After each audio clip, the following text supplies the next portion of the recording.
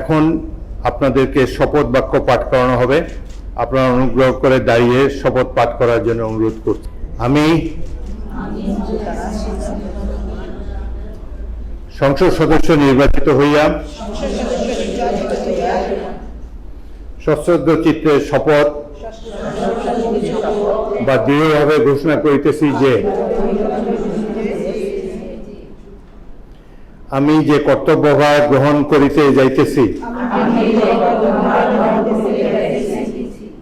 তাহা আইন অনুযায়ী ও বিশ্বস্ততার সহিত পালন করিব। আমি বাংলাদেশের প্রতি অকৃত্রিম বিশ্বাস ও আনুগত্য পোষণ করিব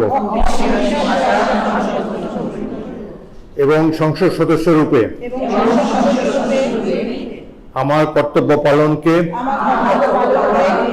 ব্যক্তিগত স্বার্থের দ্বারা প্রভাবিত হইতে দিব না। ধন্যবাদ। এখন আপনাদের নিজ নিজ মহিলা আসন নাম্বার গেজেটের ক্রমিক অনুযায়ী উল্লেখপূর্বক শপথ পত্রে অধ্যক্ষার তারিখ সহ স্বাক্ষর দানের জন্য অনুরোধ জানাচ্ছি।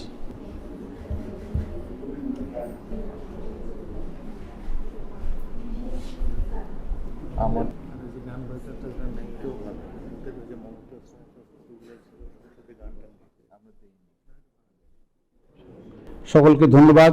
মাননীয় স্পিকার মহোদয়ের সদয় অনুমতিক্রমে শপথ অনুষ্ঠানের প্রথম পর্ব এখানে সমাপ্ত ঘোষণা করছি। সবাইকে ধন্যবাদ। আসসালামু আলাইকুম।